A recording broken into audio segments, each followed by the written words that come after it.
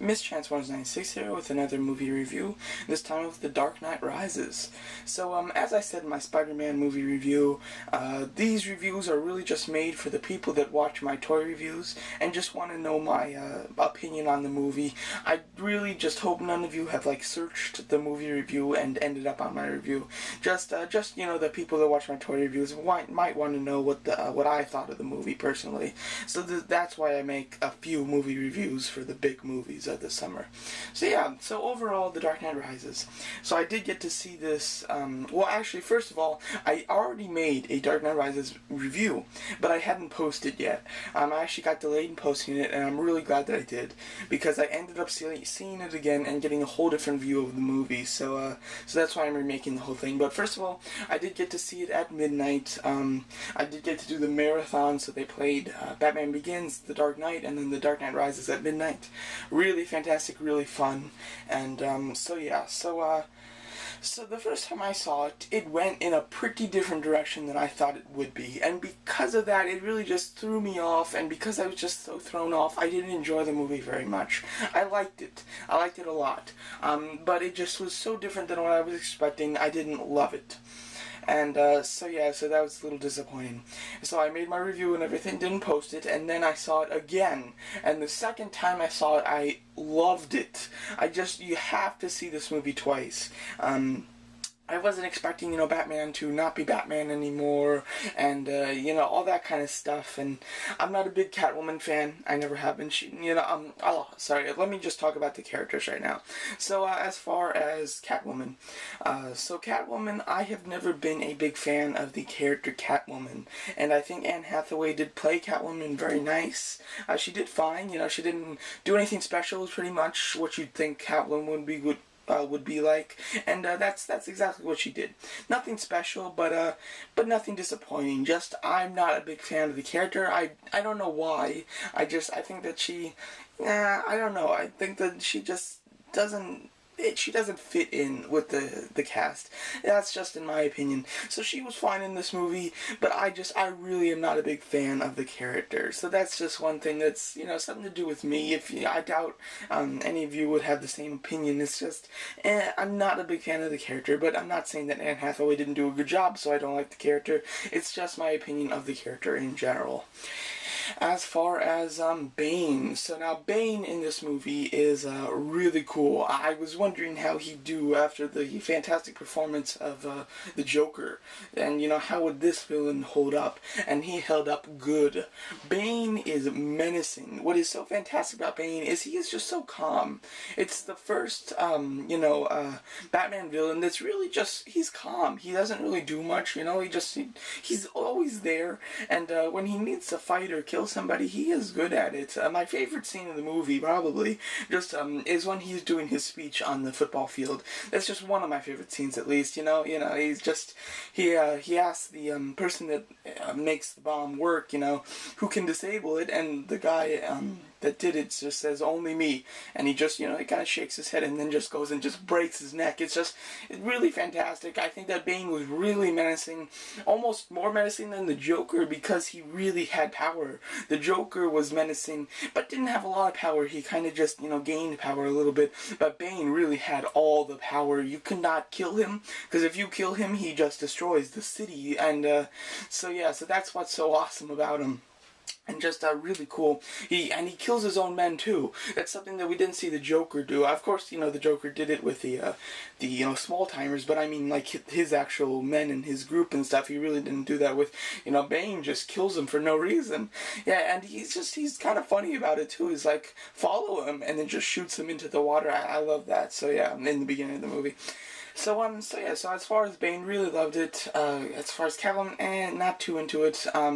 As far as Batman's very interesting in this movie, because it's almost like Batman Begins. He's got to become Batman all over again. He starts off as Bruce Wayne, but it's not really Bruce Wayne. It's like, this is the part that I didn't like, what I was expecting was he wasn't Batman anymore, but he was still Bruce Wayne, and he really just wasn't Bruce Wayne. He was some creepy guy that you never saw, that's just hidden in his room. It was a little different than what I was expecting. Didn't really like it. Of course, he's way out of what he used to be, and he becomes Batman again to stop Bane, and that's all good and nice. And the whole thing with Bane being Ra's al Ghul's kid and the big twists and everything, very cool. I like that. When I first heard that Bane was Ra's al Ghul's kid, I thought that was really weird, because obviously, so not that in the comics. So I thought that was a little strange, but of course, he actually wasn't. And Bane, he really did good with the acting, as far as, because he really can't act other than in his eyes, because he's got the big mask on. So he really did great with the acting just in his eyes, because that's all he had to do, but that was really cool. I'm trying to think of what else to talk about. Gordon, I found it a little strange. I like Gordon's character, having to live with, he's, promoting this man that tried to kill his kid and everything, and I thought that was kind of cool, and the whole speech that he wrote, and then Bane ends up reading it later. And I thought that Gordon, his whole family, you saw him, and he obviously loves his family very much from the end of the movie, and then in this one, they're not speaking to him. He never sees them, he never gets back together with them at the end. I thought that was just a little weird. I thought that, they had so many different storylines to go with. They didn't want Gordon, trying to protect his family. They just wanted him focusing, trying to free Gotham. So they just ended up taking out his family for the sake of the movie, not having to do another story arc. So I thought that was a little weird that they did that, but still, I understand why they did it. I also understand why Alfred left, although Alfred is a fantastic character and actor. Why they had to make him leave for most of this movie, because it would be very odd for him to be in the middle of this. What are you going to do with him? So they did just kind of do that, where they threw out Alfred, threw out Gordon's family, stuff like that, just to make it a little bit not so many story arcs. I thought that this movie is 2 hours and 45 minutes, and I thought that wasn't long enough to really take care of all the different stories in this. I thought that, him being in the pit, that he's supposed to be in that for like months, Batman, but they didn't show him enough in that. I thought it just they really should have showed him rebuilding himself to become Batman, and they did, but they went over it pretty fast, and but overall I thought that it was great. The second time. The first time I liked it, but I wasn't really into it. But the second time I loved it. Bane's death was a little, I didn't like that. I mean, you did get the big, nice, epic finale with Bane, and then he just kind of, gave the villain, they started a new villain, so then they just killed off Bane really fast. I thought that was interesting. I'm trying to think of what would be better. Like, I didn't like that, but I'm trying to think of what would be better and what would still fit the story and stuff. And really, there's nothing. So when I first saw it, I was really, I really didn't like it. But now thinking back on it, they really couldn't have done anything too much otherwise. They couldn't have done anything different that would have made it good. So kind of understand why they just wasted him right away. But yeah, whatever. As far as Talia al Ghul, really no fights with her. She stabs Batman, but that's about it. Dies in a car crash, but somehow Gordon doesn't, but whatever. And, yeah, so she wasn't great. She was a nice twist to the story, although I went into this movie thinking that she was Talia al Ghul, because I heard that she was, so I was really confused that she wasn't, and I was like, oh, maybe she's still, I thought that she still was Talia al Ghul, they just weren't saying it yet, but I didn't expect her to be like a villain Talia al Ghul, because for some reason I don't know much about Talia al Ghul, so I thought that she was a good guy in the comics. Really all I know about her is from Arkham City, and Arkham City she is pretty much a good person, so I was a little confused in that, but so when the twist happened, I really liked it, because I wasn't expecting it, even though I knew that she was Talia al Ghul, I wasn't expecting her to be a villain, so that was kind of cool. As far as Batman, taking the bomb out with the bat, and going, the first time I saw it, and him still being alive after it, the first time I saw it, I really liked it that he installed the autopilot. The second time I saw it, if you look at it, I mean, he is still in the bat, like, seconds before it blows up, so that's just a little minor thing that is like, even if he jumped out right at then, he still wouldn't have made it, so, the first time I saw it, it didn't bother me. Second time I saw it, it bothered me a little bit, but you gotta give these movies, a little room to, make, small mistakes like that.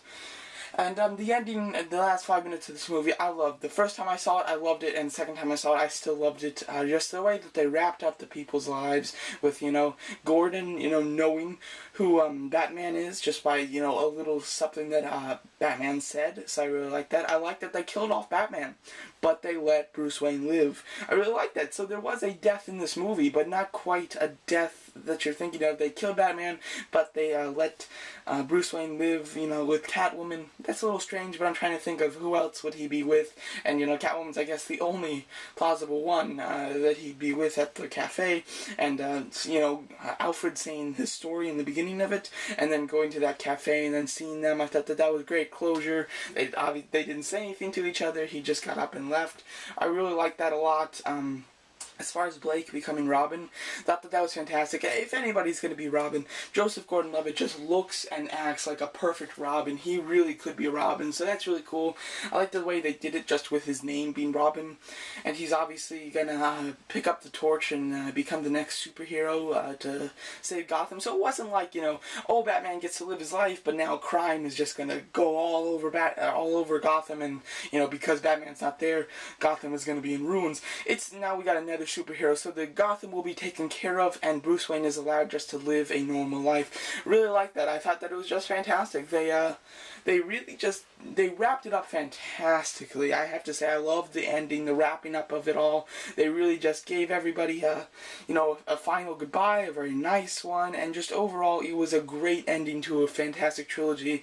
Probably my favorite trilogy of all times. Really enjoyed it, and I really loved it.